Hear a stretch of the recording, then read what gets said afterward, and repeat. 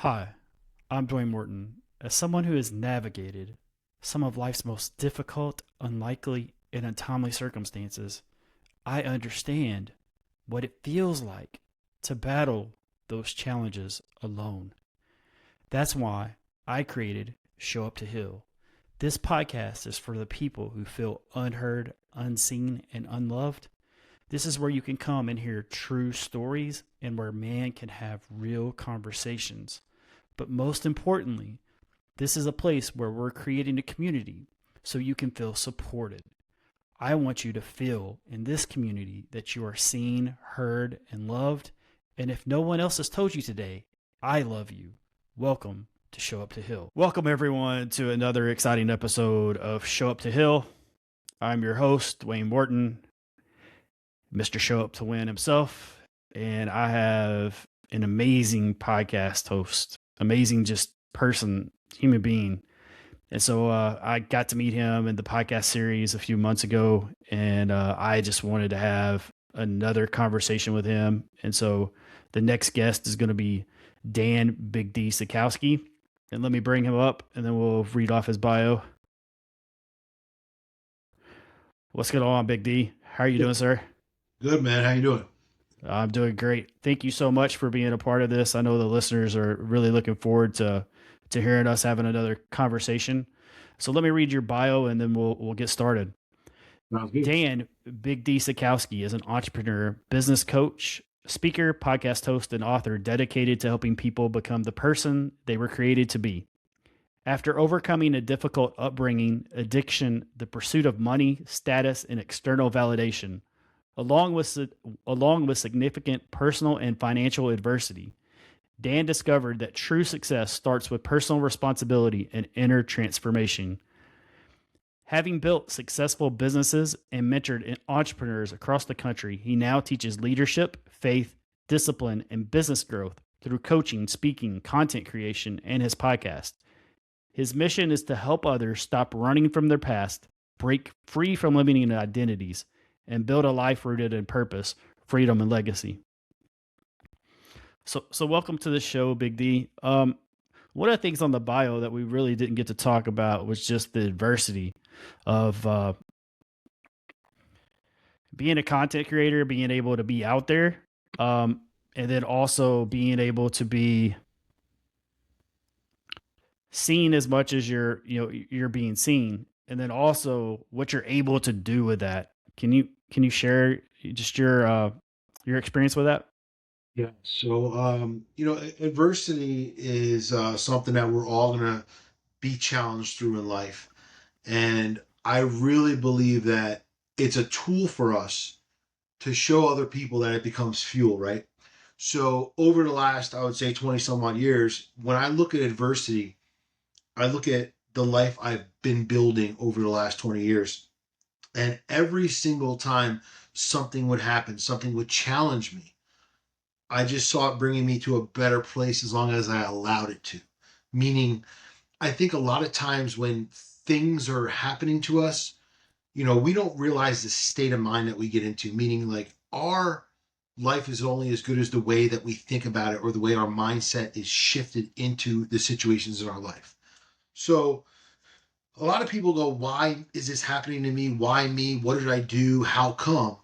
And a long, long time ago, probably 20 years ago, I started shifting it into like, God, what is this doing to me? What are you trying to show me? What is the next level look like? Because clearly, we're going through troubled waters for some reason because there's got to be something on the other side. From all the personal development and everything I've done over the years, you learn that, the sun comes out after the storm all the time. And the problem is so many people just focus on the storm. So they talk about, tornadoes coming. When tornadoes are coming, where's the best place to be? The heart in the center of it. Because if you're on the outside, it's going to be a mess. So instead of looking at the outside of what's going on in your life, look at the core of it. Why is this happening? What is this doing? How is this shaping me? And I think taking those situations, my book's coming out in November, and the title of my book is called Falling Your Way Uphill. So it talks about all these different adversities, challenges, things that I've went through and how I've been able to grow from them and not allow them to paralyze me. What happens is as we, I would say, mature in the adult age, 18, 19, 20 years old, we take on the victim mentality. When things start happening to us, we start wondering why, who, where, and we don't challenge ourselves. When we're young kids, and if things happen, we just push forward. We're like, whatever, and we just keep going. We forget about it. We don't allow it to paralyze us because we're on a mission. But somewhere, we stop and we allow life to be dictated by the circumstance that we're currently standing in or living through, and not about the deliverance of what life is going to be as long as we can push ourselves through it. So one of the things that I wanted to talk to you about too, and like I really appreciate the fact that you were talking about the eye of the storm. It is the calm of the storm. But also, one thing you also hit was about how we go into victim mentality at a certain age. And I think that's because we see other adults do it. And it allows us to realize, like, okay, like we're learning, but we're learning that that's okay. Who was the big shift through? Like, who was like a mentor for you that really gave you another sense of what was going on? So when I was like 15, 16 years old, I met my rich dad. He was my first and only boss I ever had. And, he's somebody who challenged me, number one, but number two, showed me what life could be like. When you live and you grow up in a space where limiting beliefs become the identity of everybody around you, you almost can't see the other side. So when I met Dave, I was able to spend personal time with him. I was able to see what living a life of fulfillment looked like. Having and doing the things that you wanted to because you were willing to show up different, compared to everybody else. And he challenged my thinking. He challenged the way I worked. He challenged the things that I did. And he showed me what was possible. But more importantly enough, he told me during one conversation one day that he believed in me. And if anyone was ever going to become that person I wanted to become, he knew that I could do it. And nobody had ever told me that before. I mean, when we're kids, you tell your parents, "Oh, I want to be, I want to be a fireman. I want to be a cop. I want to, drive rockets, whatever." And your parents kind of like let you use your imagination, but then some point, like in early teens, they take all that away. They start stripping it away. They go, "All right, well, now we need to start thinking seriously about your future. Like, you're not going to do that. You're not going to ride rocket ships for the rest of your life. You're not going to drive monster trucks to school. Like, let's figure this out." And all of the dreams that you had up until that point now become irrelevant because it's no longer the person that they're telling you that you should become when they were telling you at one point in your life that you would become, right? So it's like the Santa Claus thing. I never told my kids Santa Claus was real. And here's why. Like that stupid elf on a shelf bullshit that people do, right? You create this illusion for your kids. And you create this thing where they start believing and trusting in this fantasy world. The whole idea behind Santa Claus is to have belief in something outside and greater than your life and something else out there. But it's not to say that that man is coming through your chimney, giving you gifts and doing all this stuff. And then one day down the road, when your kids realize the Easter Bunny is you and that Santa Claus is you, one of two things is going to happen.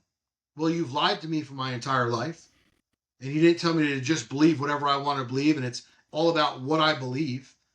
And you pushed on me how these things were real. And now I have to second judge you as a parent to be like, okay, if you lied to me about that, what else are you lying to me about? So that's one thing I never did with my kids was tell them that the Easter Bunny was real, that Santa Claus was real. You know what I mean? I just let them use their imagination. Hey, is the Easter Bunny real? I don't know. I've never seen him. You know what I mean? And you play that card. But I think we spend so much time trying to convince our kids on what traditionally has been known. And this is why people are messed up. Because if you can't trust your parents because of a small little lie, how are you supposed to go on and trust the world? Because your parents are your first resource. It's powerful, man. I mean, that's very powerful, and it also sets limits to kids. And it's like you said, like before, they could be a firefighter, they could be a police officer, they could be, NBA player, whatever, and people go and then they're like they allow people to go after them, and then when they feel like okay, it's time to really tell you the real story, like very highly probability you're not going to do that, because Most kids find out that Santa Claus isn't real on the school bus. yeah, And then they look like a dummy. They look like an idiot. They feel stupid because they're talking about this imagination thing that they trusted their parents for. And then they got to go home and tell their parents, you lied to me. You did this. It's happened to 90% of kids out there. So I didn't want to fall victim to that because I remember what it felt being lied to as a kid. And I didn't want to do that. right. I remember finding presents in the trunk of the car Yeah. and being like, okay, this doesn't make a lot of sense. Why is all these presents in the trunk of the car? And I think that also kids are mean, and also they are extremely realistic, but they're doing it to be mean. They're doing it to bully, and they're also doing it because they want to see the other person like fail. They want to see the other person crumble because when they had that done, it's just that cycle, right? That's just that vicious cycle. Yeah, exactly. And the problem is like you now trusted the biggest person you're supposed to trust in your life, which is your parents. And now these other people on the bus, this is why kids go bad. This is why kids do bad things because, now these other kids and these older kids are telling them the truth. And now why do younger kids want to look up to older kids? Because they're doing the cool stuff, you Right. know? And you can't have influence as a parent. Like my kids and I are super tight. Like I was telling someone the other day, my kids have never gotten in trouble, gotten arrested, done all that stuff. Like my kids never played video games. My kids have never, felt victim to mediocrity. And I didn't allow them to because just because everybody else is doing it, that doesn't make it okay. And I would explain to them why I choose to do things differently. And I just see the difference in my kids and my 20 and 21-year old, like how mature they are, because I never treated them like children. And I didn't like baby them throughout their entire life. Like I made them create responsibility. And I realized the value in that real young in their ages. It's a really good point. So for me is like, let's talk about like limiting beliefs. Like I know we've hit that. What was one of the more difficult ones that you're aware of that you struggled with? So I grew up like across from the projects and apartments, most of my life, 14 years old, moved to the suburbs and moved to the suburbs. And when we moved to the suburbs, my grandparents and my uncle moved into a 3 bedroom. So 7 people in a 3 bedroom. It's just like living in an apartment. Nothing was different. But what I did see was different lifestyles. Some of the people that I started becoming friends with, you know, when I lived in the area where I was living in apartments, my friends were all living the same way because that was the life of living and how everyone lived there. So what people don't understand is our friends become our friends because gravity puts us there. So the only thing that we know is a direct correlation of where we're at and what's in front of us. So that's what I thought living was like.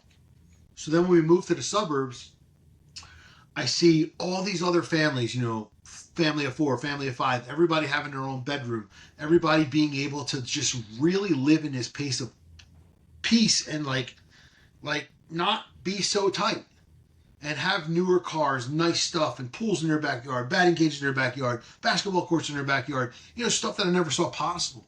Then some people have 2 homes, a shore home and for the summer and then, a home for all year. And I never saw that for 14 years of my life. So having those conversations, especially with my dad, like, these people are different. Like these are rich people. We're not going to be rich. We're just barely making it and, we're getting by. We're comfortable. And that was a belief for him. My dad was on disability probably since I'm like 10 years old, got hurt at work, collecting a check. Probably could have went back to work, instead of trying to, beat the system and make this money, from the system for many, many years. I don't know. For me, like, if I get hurt, I just get up and go. You know what I mean? Like, I'm not going to depend on minimum when I know I have my maximum behind me.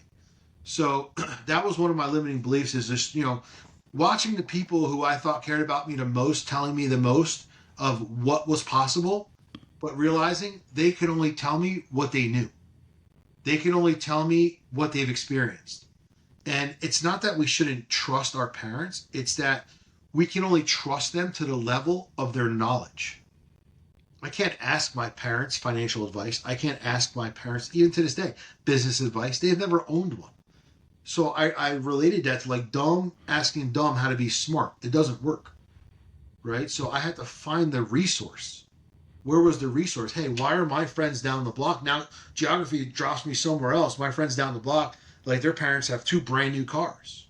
These guys are going on crazy vacations. They've got, clothes that like I never seen them wear the same thing twice. Like, how's that possible? So you just got to kind of like put your mind somewhere else and realize that what you were taught and what we've been taught up into this day and age, no matter how old you are, is the limitation of what you believe and what you trust based on what you've taken in. Absolutely. I mean, the limiting belief thing, man, is always just, it is a program that we're giving and that is being passed on, and that we, if we're wanting to elevate through it, we have to like erase programming. And so I really applaud the fact that you saw this for what it was too. That's the other part. And you're able to teach your kids, differently, so they're able to come to their own conclusions. We talk about like, you were on that podcast series, and we had 30 amazing speakers, and they were able to give a different perspective. And I thought for you, man, was like,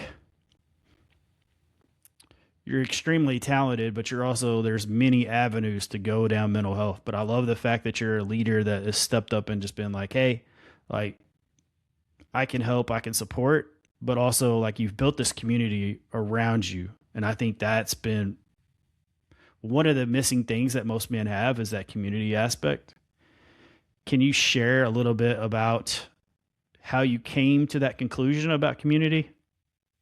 So I think when we look at the space that I'm in and what I'm doing, there's many people in this space.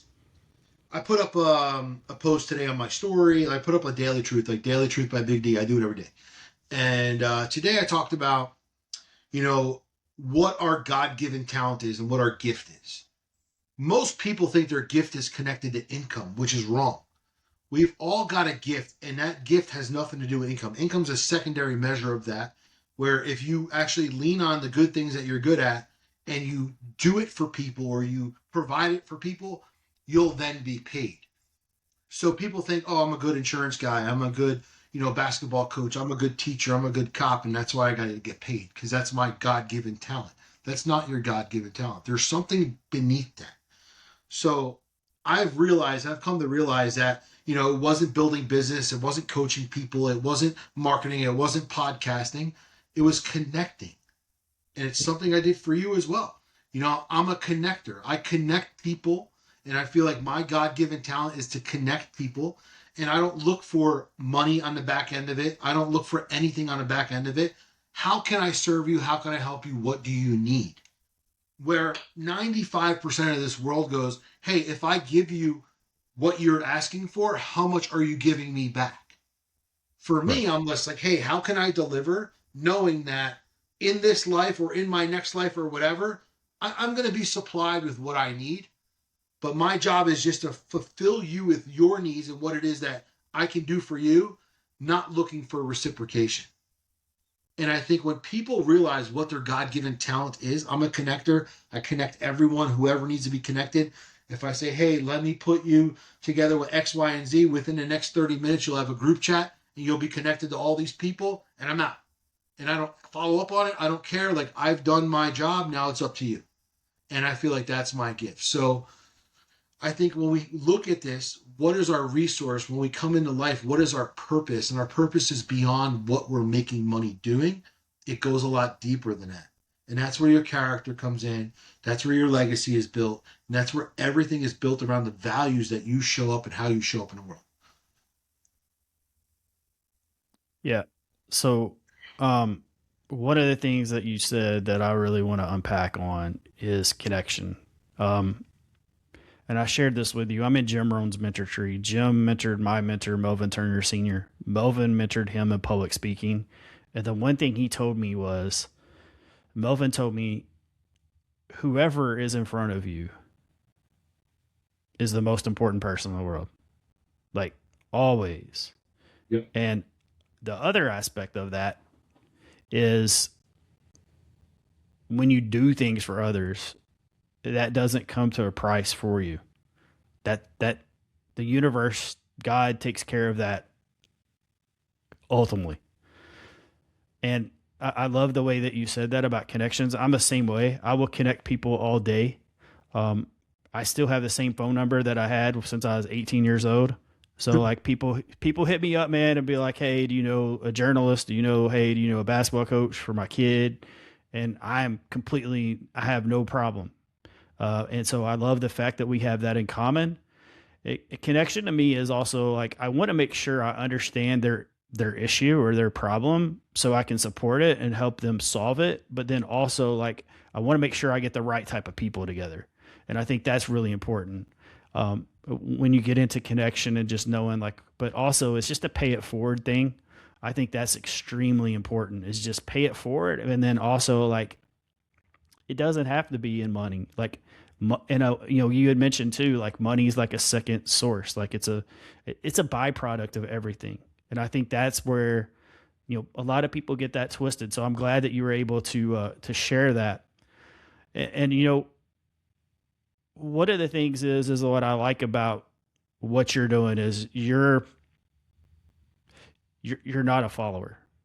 And that's another thing that me and you have in common. We're not followers. Like, we're looking for stages. We're looking for all these type of things. But then when those things come, we're looking to build that community to do the same thing. And I want to applaud you for that. The other thing that I feel like is your social media presence is so remarkable because you put yourself out consistently and those people can depend on you for that. Can we talk about people being able to depend on you in their life, whether they're struggling, whether they're successful? How did you get to that point? But then also like, how do you stay consistent with it? Well, for me, if you look at my social media is education. And I basically give out free education. I'm not asking you for a sale. I'm not asking you for money. Do people hire, me for coaching? Yes. Do people come to my events? Yes. But every single day, anywhere between 3 to 4 posts are going out a day about education, how to better yourself, how to get unstuck, how to grow business the right way, how to, be a better father, how to be a better partner, how to be a better friend, how to overcome addiction, whatever it is. Because I truly believe that if I build value and give it away and don't bottle it up, enough people are going to see what I have to offer and then push me towards the right people that I need to be connected with in my life. And that's exactly what's happened. Where I'll get a DM, it's like, hey, I really love, your message, and I've been following you for a long time, and I really want to connect you with so and so because I really think that you two would do good work together. Or I really think that you should be on their podcast or whatever. Or I have podcast hosts reach out to me, and too many people out there are gatekeepers, and they have all this information and they want to charge for the information, and they have all this information and know all these people and they want to hold on to them. And what I've realized in life is if you hold on to which is small, you never get which is large. So the little things I have to offer in life are very minute to the great things that can come back to me as long as I'm willing to share. I was taught all the things that I was taught through hard work, through dedication, through discipline, through failure, through all the things that I've been through. So why wouldn't I want to help you avoid those mistakes if I can? And if you want to go deeper, you have an opportunity. But if somebody just studied my social media, they honestly could pull themselves out of a dark place or a weak place of business or wherever they are right now in the next 30, 60, 90 days if they just listen to what I say. And for me, I just feel like it's my mission to give people this stuff because I know a lot of gatekeepers. I'm going to give you an example. On Instagram, I created a podcast group. I think we have like 100 podcasters in there, where there's other people out there who create these groups and they charge you $100 a month, $200 a month to be part of a group. All right, so I have 100 podcasters. You're paying me, $200 a month. I'm making, thousands of dollars a month off of all of you guys. For me, I did it for free. And I just have a couple rules here. Make sure that if you expect somebody to connect with you or like your post or comment on your post or, be active on your post, you're showing up the same way. I don't expect anyone to like 100 posts a day. But go in there, show your support, show your love. Don't just drop your posts in there expecting other people to do what you're not willing to do.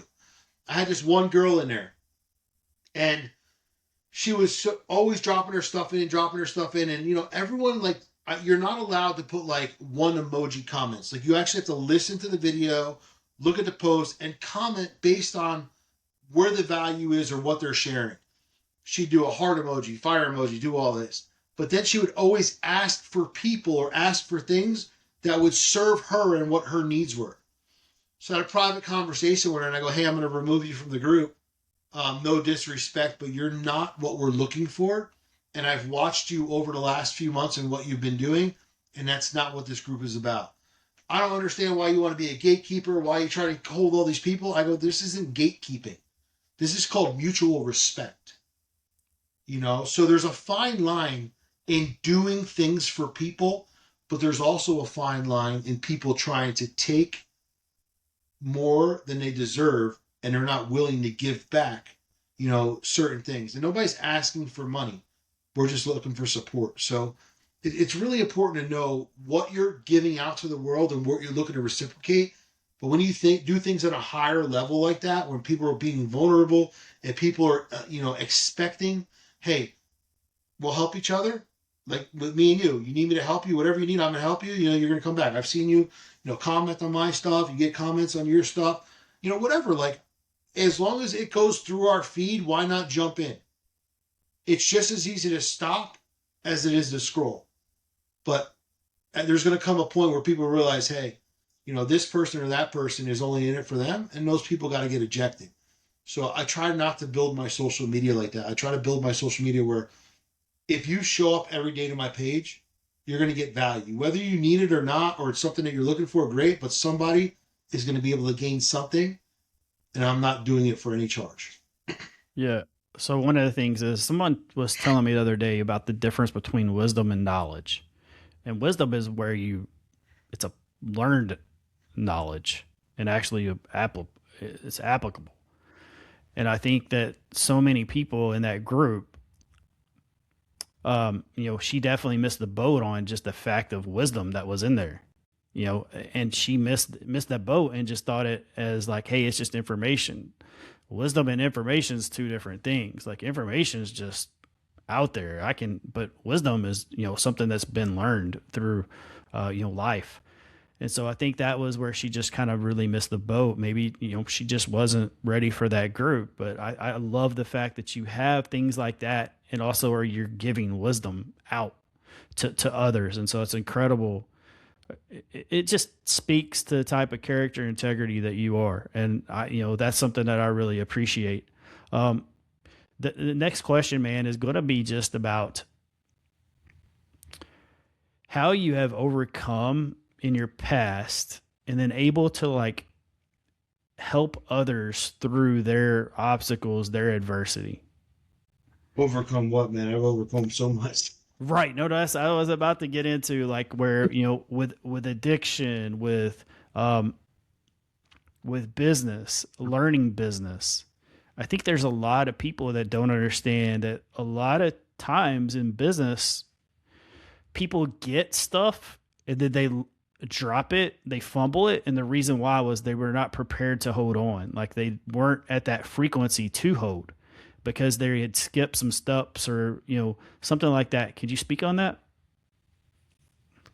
So when I look at all the things that have happened and all the situations that have happened in my life, what I've come to the realization is this: most of the times we want things in life that we're just not ready for. And when preparation meets opportunity, that's where success lives.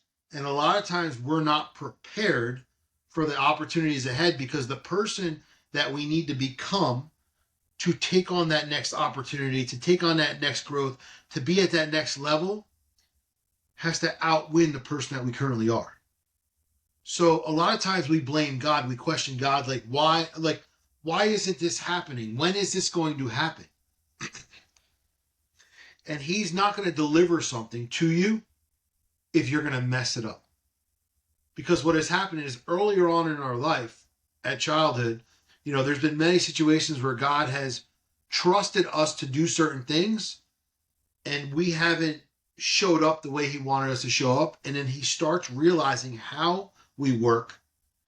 And his timeline is a lot greater than our timeline.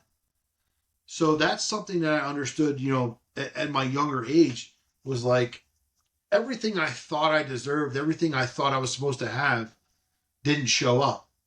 And then I come to realize I wasn't the man who deserved it yet. And that's a hard pill for most people to swallow because most people think they deserve the world when they're not even showing up to play.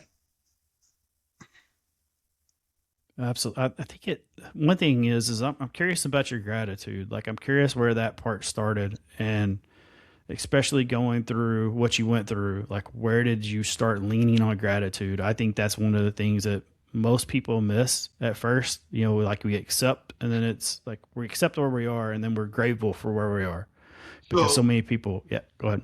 I had ego and pride were my first drivers. And then I realized that gratitude was an attitude. Being able to show up with an attitude of gratitude and being able to realize that life is happening for us, not to us. So I went bankrupt in 2006. I was like 24, 25 years old. I had two kids already. It was 2006. I had two kids already. After I come home, sign the bankruptcy papers, lose everything I just built for the last 7, 8 years of my life. My two kids are there waiting for me. When 2 hours before I go, I can't believe I'm signing this paper and I'm losing everything I've built my life up until this point. I'm losing it all right now. Right. Because my thought process was the business is gone, the money is gone. What's my worth? Then when I went home and I saw my two kids, one of which was like, 18 months old. The other one was an infant, but the 18-month-old one is just wanting me to grab him and saying hi to me and happy I'm home and just excited to see me. That was my first interaction with gratitude. Wow. I'm just grateful for the fact that I just realized that an hour ago I thought my entire life was gone. But when I walked in that door, I just saw that my entire life was ahead of me. That's powerful, man. And that with two young kids and the fact that you just had done that day and then realized that everything was ahead. It's incredible. And man, I actually went through that whenever I found out I was misdiagnosed. Like I was like, whoa, like all these things are falling apart. And no, actually this is actually working for me. Yeah. Um the the business aspect of it from when you went from the bankruptcy to putting the Lego pieces back together to build your business. How did you overcome that? Like how did you overcome the pride and the ego and stay into the gratitude space? So for I would say about a week and a half after that, um, dude, I wasn't even a Christian yet. But that was my first encounter of gratitude, like just being grateful but not understanding what gratitude really was. But for the next, I would say, month and a half, I was very stuck. I felt very alone. I was very dark placed because I had no income. My ex-wife at the time was making 100 grand a year, so she was doing okay. But when you live at a $250,000 a year lifestyle and you've only got less than half of that to depend on right now, life gets pretty challenging. My overhead at 24, 25 years old was like 20 grand a month. Like, just stupid, and like you're kind of at a space where it's like, well, how do I fix this? All I knew was construction, and the housing market, the economy's crashing right in front of me. What am I going to do? So fortunately enough, a friend of mine who was in construction calls me up and he's like, hey, why don't you take a look at this opportunity? It was a direct sales business. And because I had to put my ego in my back pocket and my pride in my back pocket, I went to take a look at the opportunity. And when I saw that there was an opportunity to create income, what I looked at were two different things. If I would have looked at this opportunity prior to going bankrupt, it would have looked like an opportunity to just make more money. But when I looked at the opportunity and I had no money, and it was an opportunity to save my family, the thought process is totally different. So I went into the opportunity and I had no idea what I was doing. I call it ignorance on fire. But I saw the door. I saw where things can change. And as long as I could figure this thing out, I'd be able to provide enough money to take care of my family. And that's what I did. So it was about a year into this thing. First month made around 6 grand, and I was making 20, 30 grand a month by the end of the first year. And I had no idea what I was doing. I was just putting people in front of it, until it was my turn. Now it's my turn to step up to the next leadership position. And that's where it all clicked. Now I know that I can help other people as long as I lead this thing the right way, because there's people out there like me who need this opportunity, not people who want the opportunity. It's powerful. It's a powerful shift. And so I'm sure with being in direct sales, you started doing some personal development, and then That's where it all started, man. So like everyone always talks bad about like multi-level marketing, network marketing, and all that. But I'm gonna tell you right now, like network marketing is the best place to get started in personal development, because you're gonna be around people who are looking to level up. You're gonna see speakers, meet people, have an association of people who are trying to do better, but you're also going to get paid for it. So it's a personal development program with income attached to it. And it actually forces you to develop because you have to in that space, because the entire world of direct sales is built off of personal development. yeah, I mean, that's where like Jim Rohn got, you know, famous, and where people met Tony Robbins. So I mean, yeah, Herbalife. Yeah. yeah, Herbalife. Yeah, I mean, so it's just one of those things, man. I think that people, it gets a bad rap, and it's some of it is to blame because they attach and make a lot of claims, but then there's a lot of times that like it. There's a lot of people have changed their life and found personal development and become speakers, became motivational speakers, and amazing, great people. I mean, so I see the balance of it. I see it as a good thing for a lot of people that are out there that, to look into it. For me, is that was where I'd already been starting personal development, but I had just like went and took it to a different level. Like I was like, I'm gonna attack this like I'm attacking basketball, like how I would attack basketball. Um, so the other step, man, is like when you did direct sales, were successful, came up and was being a leader, and you're up front, and now you're having to speak in front of people. How was that transition for you? Um, I remember like my mentor telling me, hey, next time you go up, don't hold the cup because you're shaking it because you're nervous. And I think a lot of times, we're nervous because this is a new world for us and it's not natural.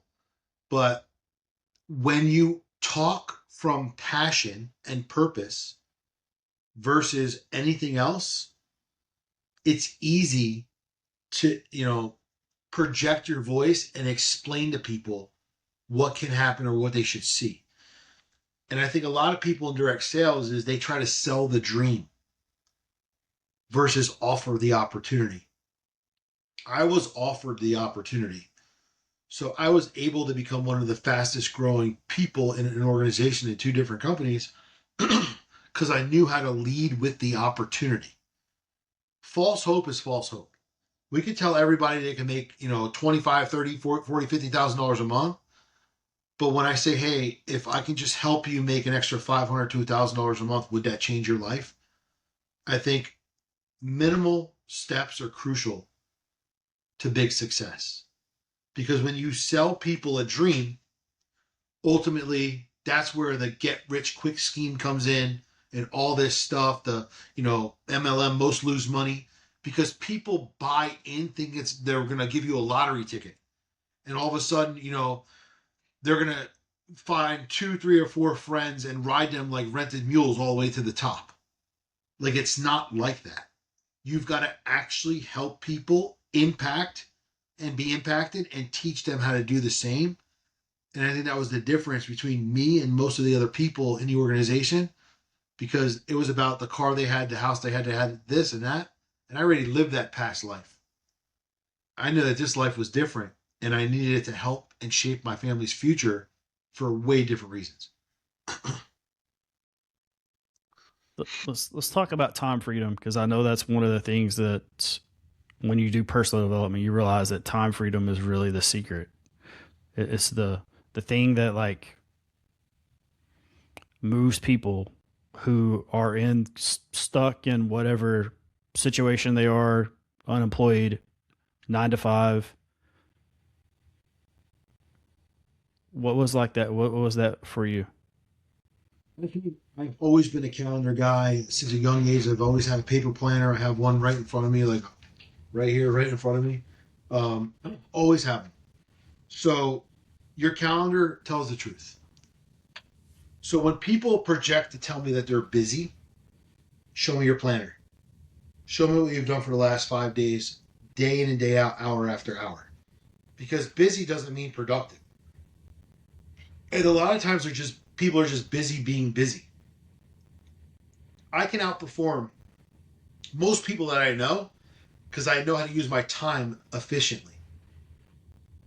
I don't start my day till like 10, 11 o'clock because I'm working out in the morning, doing my reading, doing my thing. My morning is my morning. And then I'm ending my day around 4 o'clock, 3:30. So I can get done in a 4-hour period of time what most people would take 2 days to get done. Because when I'm in my zone, I'm in my zone. So when I'm working out, I'm working out. When I'm podcasting, I'm podcasting. Right after this one, I got to get on another one. And then right after that, I got to get on another one. So I have 3 podcasts in a row today. So I'll be done at 2 o'clock. And I'm done for the day. And I got one call tonight at 7 o'clock just because it's in a different country. And it's just when the time zone work. But other than that, I never do calls that late. I don't work on Fridays. And I tend not to work, most Mondays. So my work frame is from Tuesday to Thursday, usually Thursday about 4 o'clock I'm done. So I'm consolidating all the things I need to do in time blocks and making sure I can get all the things done. Just the same thing so I'm having a barbecue this weekend for my daughter. We make a list, we attack it, we prepare for it. Last weekend we prepared for the day so we don't have to wake up early in the morning and rush and do all this stuff. We just got to put out what we got to put out. It's done. Everything is prepared. We've got a timestamp on everything. Pick up the cake at this time. Do this, do this, do this. And that's how I do it. And my entire life is organized based on timestamps. When things need to be done and when they should be done, not when you feel like you should do them. Yeah. Time efficiency. That's one thing, man, I had to learn was just time. Like what in the past that I had given my time to and allowed my time to be wasteful. And then, it was a real interesting part of my life. So I know you have this book coming out. Can you share a little bit about that, about this book that you're putting out? Yeah, so my book's called Falling Your Way Uphill, and it talks about, how using life's failure for purpose and failure for fuel is the ultimate reward. And what happens is when things happen in our lives, we've got two choices: grow from it and figure out what's next, or become victim to it and look at that this has created the identity for who we believe we are and who we are, and it doesn't allow us to grow anymore. Most situations, I had about 20 people read the book at first draft, and every single person that read it said that they couldn't put it down. They read it cover to cover, first shot. And the whole purpose of this book is not to tell a story. The whole purpose of this book is to say, what's next? What's next? What's next? Because we live in a world where we look for a final destination. Our final destination is death. That's the only thing guaranteed. But if we look day in and day out about what we have the ability to do, it's much greater and stronger than the way most people show up. People lean on someday, one day. People talk about, let's say there's a death in a family. You'll see in my book, there was a couple deaths, right? People take that tragedy and then make it a lifelong tragedy. People look at, losing a business, and they've created an identity that they are not supposed to be in business. How many people have you met? Like, I tried business, it didn't work for me. Like, there's a lot of things that we try, and ultimately they're not going to work. How many shots did Michael Jordan take to become who he is? When you look at Tupac, how many different songs did he come out to have two good best hits, right? So we all have to keep going. The problem is trying isn't good enough, and we live in this world where as long as we just kind of showed up, we could tell people we did it. That's like owning a gym membership, carrying the key tag around on your keychain and saying you belong to a gym, but you don't show up and you don't even look good, right? So like you've got to do your part along with showing up and being the example to show people what's possible. So this book is all about that. It's all about talking about what's next. And most people tell me, like, after they read this book, like, I can't believe, like, at one point you didn't give up. I can't believe that that wasn't the end for you. I can't believe that you're still going strong. I can't believe all that stuff happened to you today and you're as positive as you are. Because we are the creator destroyer of our destiny. So I don't know, and I feel like when God's got a plan for you, the devil's going to attack you even harder. So people go, well, why this guy, this girl, they don't believe in God. Why are they, so wealthy and uber successful? That's cool, but are they happy? And there's a big difference between happy and being fulfilled and being wealthy and having all the stuff. Right. Absolutely. All right, my man. Well, I want to say thank you for coming on. And I'm sure we'll have other conversations on other shows. But man, I just appreciate what you did for me with the podcast series, connected me to certain people, and just, God supported me throughout that thing. And, somehow I got connected to you, and it was just, okay, this thing feels super supported. And so I just want to say thank you. I'm forever grateful for that. And, everyone, I hope you, enjoy this podcast today with Big D. Follow him on IG. I'll put his details, and go buy the book when it comes out. And I will definitely put that out whenever I find out more information on it. So Appreciate you, man, so much. absolutely. And so, everyone, I just want you to know it. The process of life is, it's show up, heal, and then win. Thanks.